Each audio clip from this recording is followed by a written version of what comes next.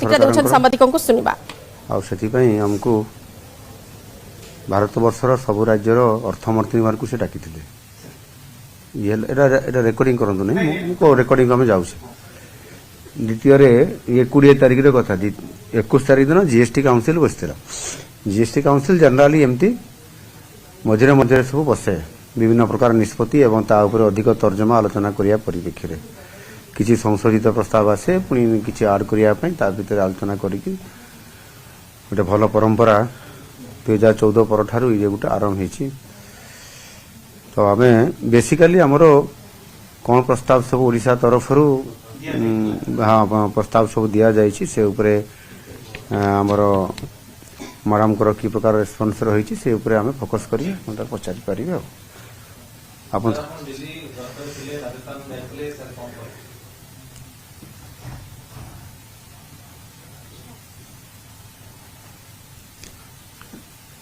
December 20 तारिख रे राजस्थान रो जैसलमेर सहर रे 2025-26 आर्थिक वर्ष पाई केंद्र सरकार तरफ केंद्र अर्थमंत्री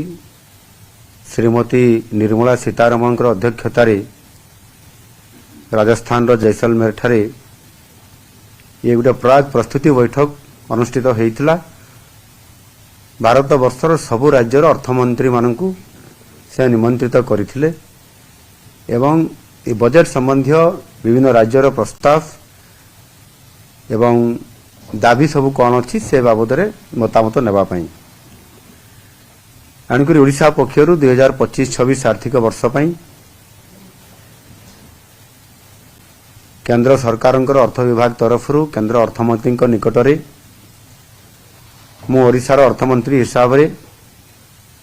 सेठी योगदान करिथिली एवं एथिरे 9टी प्रस्ताव मु तांको पाखरे मु दाबी रखिछि से प्रस्ताव गुडी को भितरु प्रथम प्रस्ताव होउछि ओडिशार भित्तिभूमि को सुदृढ़ करिवा पई अर्थर आवश्यकता अछि एवं जेतु एथर हमकु सुजोग अछि एवं डबल इंजिन सरकार भी अच्छी पूर्वोदयर कथा गत वर्षर आरंभ करिसंती हमर यशस्वी प्रधानमंत्री नरेंद्र मोदी जी एवं केंद्र अर्थमंत्री मध्य विशेष करिकी पर्यटन क्षेत्र में अधिक ओडिशा को फोकस करिवा पई से भी संसदीय बजेट अधिवेशन रे से कथा को उपस्थापना करिथिले तांको मो मने पकई देछि एवं भित्तिभूमिर विकास कथा को आहरी अधिक ओडिशा को सहायता करिया पई मु प्रस्ताव रखिछि चलित वर्ष मध्य आम ओडिशा को केंद्र तरफरु अधिक अर्थ आसीछि जो थे कि रोड सेक्टर रे 20,000 कोटी टंका रु अधिक टंका मध्य अनुमोदन हेछि सेगुडी को वर्तमान कार्यक्रम आरंभ होउछि ता सहित मध्य रेल क्षेत्र में मध्य ए वर्ष ऐतिहासिक ये क्षेत्र में मध्य 20,000 कोटी रु अधिक टंका और 8टी प्रोजेक्ट को अनुमोदन प्रदान करिसंती जाकि ओडिशा इतिहास रे ये सर्वाधिक अर्थ ओडिशा को प्रदान करिसंती अर्थमंत्री मध्य एणु भित्तिभूमि को आम गुरुत्व दौछु एवं आसंता 2025-26 आर्थिक वर्ष रे मध्य ताकु त्वरान्वित करिया पई आमे फोकस करूछु एवं विशेष करिकी पुंजी निवेश पई एक स्वतंत्र आर्थिक सहायता मध्य केंद्र सरकार प्रदान करिथांती ताकू साकी बोली कहा जाए साकी अधीन रे प्रत्येक राज्य को अर्थ बंटनर व्यवस्था अछि एवं से अर्थ व्यवस्था को त्वरान्वित करिवा पई अधिक देवा पई ए वर्ष मु स्वतंत्र भाव रे उपस्थापना करिछि केंद्र मंत्रींकर निकटरे द्वितीय रे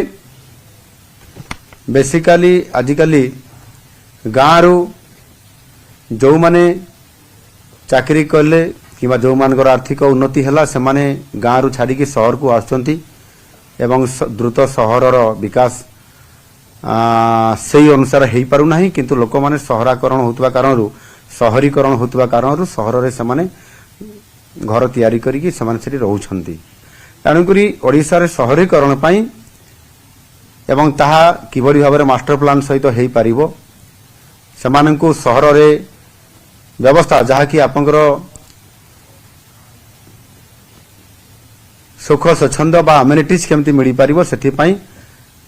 କେନ୍ଦ୍ର ସରକାରଙ୍କର ସହାୟତା ପାଇଁ ମତାମତ ଦିଆଯାଇଛି ଏବଂ ପ୍ରସ୍ତାବ ଦିଆଯାଇଛି। ଦକ୍ଷିଣ ଏବଂ ପଶ୍ଚିମ ଓଡ଼ିଶାର ଅର୍ଥନୈତିକ ଅଭିବୃଦ୍ଧିକୁ ତ୍ୱରାନ୍ୱିତ କରିବା ପାଇଁ ବିଶେଷ କରିକି ଗୋପାଳପୁର ଅଞ୍ଚଳରେ ଯେଉଁଥିରେ ଆମର SEZ ଅଞ୍ଚଳ ଅଛି ଏବଂ ସେଥିରେ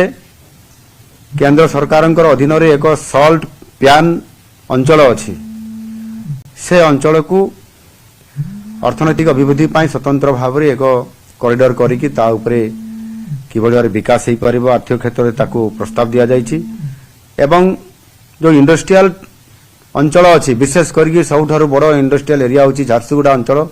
ସେଠି ମଧ୍ୟ ଇଣ୍ଡଷ୍ଟ୍ରିଆଲ ଟାଉନସିପ୍ ପ୍ରତିଷ୍ଠା କରିବା ପାଇଁ ମଧ୍ୟ ପ୍ରସ୍ତାବ ଦିଆଯାଇଛି। ଓଡ଼ିଶାର ପୁଞ୍ଜିନିବେଶ ପାଇଁ କିଭଳି ଭାବରେ ଅଧିକ ଆସିପାରିବ ସମ୍ଭାବନାର ରାଜ୍ୟ ହେଉଛି ଓଡ଼ିଶା ତାକୁ ଆଧାର କରିକି କେନ୍ଦ୍ର ଅର୍ଥମନ୍ତ୍ରୀଙ୍କ ନିକଟରେ ଏକ ପ୍ରସ୍ତାବ ଦିଆଯାଇଛି ଏବଂ ସେ ଯାହା କେନ୍ଦ୍ର ଅର୍ଥମନ୍ତ୍ରୀ ନିର୍ମଳା ସୀତାରମଣଜୀ ଯେଭଳି ଭାବରେ ଗତ ବର୍ଷ ବଜେଟ୍ ଉପସ୍ଥାପନା ସମୟରେ ସେ ପର୍ଯ୍ୟଟନ କ୍ଷେତ୍ରରେ ଓଡ଼ିଶାକୁ ପ୍ରାଧାନ୍ୟ ଦିଆଯିବା ପାଇଁ କରାଯାଇଛି ସେଥିପାଇଁ ଆମେ ଗୋଟେ DPR ଉପସ୍ଥାପନା କେନ୍ଦ୍ର ଅର୍ଥମନ୍ତ୍ରୀଙ୍କ ନିକଟକୁ ମଧ୍ୟ ଆମ ପର୍ଯ୍ୟଟନ ବିଭାଗ ତରଫରୁ ଆମେ ତାକୁ ପଠାଉଛୁ ଯେଉଁଥିରେ କି 10,000 କୋଟି ଟଙ୍କାର ଗୋଟେ ଆର୍ଥିକ ପ୍ୟାକେଜ ଘୋଷଣା କରିବା ପାଇଁ ସ୍ୱତନ୍ତ୍ର ଭାବେ ଆମେ ତାକୁ ଅନୁରୋଧ କରିଛୁ ଏବଂ ତା ସହିତ ଆମର ବେସିକାଲି ବହୁ ସମୟରେ ଗ୍ରୀଷ୍ମ ଦିନ ଆସିଲେ ଏବେ ଶୀତ ସମୟ ଚାଲିଛି ୟା ପରେ ଗ୍ରୀଷ୍ମ ଋତୁ ଆସିବ ଖରା ଦିନରେ ବିଶେଷ କରିକି ଆପଣଙ୍କର ପିଇବା ପାଣିର ଘୋର ଅବ୍ୟବସ୍ଥା ବହୁ ଜାଗାରେ ହେଇଥାଏ ତାକୁ ଆଧାର କରିକି ଯେଉଁ ଆମର କେନ୍ଦ୍ର ସରକାରଙ୍କର ଅଧୀନରେ ଯେଉଁ ଜଳଜୀବନ ମିଶନ ବା JJM ଯେଉଁ ଯୋଜନା ଅଛି ସ୍କିମ୍ ଅଛି ସେ ପ୍ରୋଜେକ୍ଟ ଗୁଡ଼ିକ ସବୁ ଏପର୍ଯ୍ୟନ୍ତ ସମ୍ପୂର୍ଣ୍ଣ ହୋଇପାରି ନାହିଁ ସେଥିପାଇଁ ଅଧିକ ଅର୍ଥର ଆବଶ୍ୟକତା ଅଛି ଆଉ ସେହି ପ୍ରକଳ୍ପ ଗୁଡ଼ିକ ସମ୍ପୂର୍ଣ୍ଣ କରିବା ପାଇଁ ଏବଂ ପ୍ରକଳ୍ପ ଗୁଡ଼ିକର ଅଗ୍ରଗତି କରିବା ନିମନ୍ତେ ତ୍ୱରାନ୍ୱିତ କରିବା ପାଇଁ ପର୍ଯ୍ୟାପ୍ତ ବଜେଟ୍ରେ ଅର୍ଥ ବ୍ୟବସ୍ଥା ସ୍ୱତନ୍ତ୍ର ଭାବରେ କରିବା ପାଇଁ ପ୍ରସ୍ତାବ ଦିଆଯାଇଛି। ଆପଣମାନେ ଜାଣିଛନ୍ତି 2024 ମସିହାରେ 24 ବର୍ଷର ଗୋଟିଏ ସରକାରକୁ ଲୋକମାନେ ହଟେଇଛନ୍ତି ନୂଆ ସରକାରକୁ ଆଣିଛନ୍ତି ଯେହେତୁ ଗତ 24 ବର୍ଷରେ ବିଶେଷ କରିକି ଭିତ୍ତିଭୂମି କ୍ଷେତ୍ରରେ ଶିକ୍ଷା ସ୍ୱାସ୍ଥ୍ୟ କ୍ଷେତ୍ରରେ ବିକାଶ ହୋଇପାରିଲା ନାହିଁ ଲୋକମାନେ ନୂଆ ସରକାରକୁ ଆଣିକି ବହୁତ କିଛି ଆଶା କରିଛନ୍ତି ଏବଂ ଭରସା ମଧ୍ୟ କରିଛନ୍ତି ନୂଆ ସରକାର କିଛି କରିବା ପାଇଁ ଆଉ ସେଥିପାଇଁ ଆମେ ମଧ୍ୟ ବିଶେଷ କରିକି ଆମ ସରକାର ଆସିଲା ପରେ ସ୍ୱାସ୍ଥ୍ୟ ସେବା କ୍ଷେତ୍ରରେ ଶିକ୍ଷାର ଭିତ୍ତିଭୂମିକୁ ଆଗକୁ ନେବା ପାଇଁ ଏବଂ ସର୍ବୋପରି ସାଧାରଣ ଭିତ୍ତିଭୂମିର କଥାକୁ ଯେଉଁ କଥା ମୁଁ ଏଠି ଉପସ୍ଥାପନା କରୁଛି ତାର ବ୍ୟାପକ ଭାବରେ ପରିବର୍ତ୍ତନ କରିବା ପାଇଁ ପର୍ଯ୍ୟାପ୍ତ ଅର୍ଥ ବ୍ୟବସ୍ଥା ପାଇଁ ଚଳିତ ବର୍ଷ ଯେମିତି ଆମକୁ ଅଧିକ ଅର୍ଥ ଦେଇଛନ୍ତି ଆସନ୍ତା ଆର୍ଥିକ ବର୍ଷରେ ମଧ୍ୟ ଅଧିକ ଦେବା ପାଇଁ ମୁଁ ପ୍ରସ୍ତାବ କେନ୍ଦ୍ର ଅର୍ଥମନ୍ତ୍ରୀଙ୍କ ନିକଟରେ ରଖିଛି ଏବଂ କେନ୍ଦ୍ର ସରକାରଙ୍କର ଫୋକସ୍ ଯେହେତୁ ଅଛି ଓଡ଼ିଶାକୁ ଓଡ଼ିଶାର ବିଭିନ୍ନ ଉପାନ୍ତ ଅଞ୍ଚଳ ଅଛି ବା ପାହାଡ଼ିଆ ଅଞ୍ଚଳ ଅଛି ଆଦିବାସୀ ଅଞ୍ଚଳ ଅଛି ସେ ଅଞ୍ଚଳମାନଙ୍କରେ ଆପଣଙ୍କର ଯେଉଁ ଆସ୍ପିରେସନାଲ ବ୍ଲକ ଇ ପ୍ରୋଗ୍ରାମ ଯେଉଁ ଅଛି ସେଥିରେ ଓଡ଼ିଶାରେ 29ଟି ବ୍ଲକକୁ ସେମାନେ ପୂର୍ବରୁ ଅନୁମୋଦିତ କରିକି ତା ଉପରେ ଫୋକସ୍ କରୁଛନ୍ତି ବାରମ୍ବାର ରିଭ୍ୟୁ ହେଉଛି ସେ ଅଞ୍ଚଳର ଯେଉଁଗୁଡ଼ିକ ମୌଳିକ ସମସ୍ୟା ଅଛି ତା ଉପରେ ଫୋକସ୍ କରିକି ତାକୁ ବିକାଶର ତ୍ୱରାନ୍ୱିତ କରାଯାଉଛି ଏବଂ ସେଥିରେ ଆହୁରି କିଛି ଉତ୍ତରାଞ୍ଚଳରେ ଓଡ଼ିଶାର ରହିଯାଇଛି ବିଶେଷ କରିକି ମୟୂରଭଞ୍ଜ ଜିଲ୍ଲାରେ ଏବଂ କେନ୍ଦୁଝର ଜିଲ୍ଲାରେ ସେଥିରେ 11ଟି ଅତିରିକ୍ତ ବ୍ଲକ ଅଛି ଯେଉଁଥିରେ ଆମର ପଛୁଆ ଅଞ୍ଚଳ ହିସାବରେ ଅଛି ତାକୁ ମଧ୍ୟ ଫୋକସ୍ କରିକି ସେ ଜିଲ୍ଲାଗୁଡ଼ିକ ସେ ଜିଲ୍ଲା ଦୁଇଟିର ଯେଉଁ 11ଟି ବ୍ଲକ ଅଛି ସେ ବ୍ଲକକୁ ମଧ୍ୟ ଅନ୍ତର୍ଭୁକ୍ତ କରିବା ପାଇଁ ପ୍ରସ୍ତାବରେ ମୁଁ ମାନ୍ୟବର ଅର୍ଥମନ୍ତ୍ରୀଙ୍କ ପାଖରେ ରଖିଛି। ଶେଷରେ ଆମର ଯେଉଁ ଇଏ ବୈଠକର ଦ୍ୱିତୀୟ ଦିନରେ ଡିସେମ୍ବର 21 ତାରିଖରେ 55ତମ GST କାଉନସିଲର ବୈଠକ ଅନୁଷ୍ଠିତ ଗତକାଲି ହୋଇଯାଇଛି ଏ ବୈଠକରେ ମଧ୍ୟ ମୁଁ ଉପସ୍ଥିତ ଥିଲି ବିଶେଷ କରିକି GST ବା ଆମର ଦ୍ରବ୍ୟ ଓ ସେବା କର ସମ୍ପର୍କରେ ବିଭିନ୍ନ ପ୍ରକାରର ମତାମତ ଦେବା एवं जो प्रस्ताव गुड़िक आगु थिला ता उपरे संशोधित प्रस्ताव देबा एवं सेगुड़िक किबड़ी भाबरे राज्यर स्वार्थ संबलित कथा को लेकर सहमति प्रकाश करवा ये समस्त कथा को गोटे गोटे करिकी आपनकर क्लोज वाइज प्रत्येक पॉइंट वाइज ए बाबद दिन तमाम आलोचना होता से आलोचन मु भाग नहीं एवं आम अर्थ विभाग प्रमुख शासन सचिव स्वतंत्र अर्थ सचिव एवं ता सहित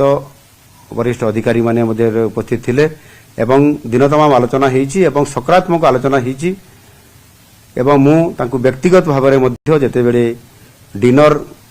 डाकी थिले अर्थमंत्री महोदया सेतेबेले स्वतंत्र भाव में सहित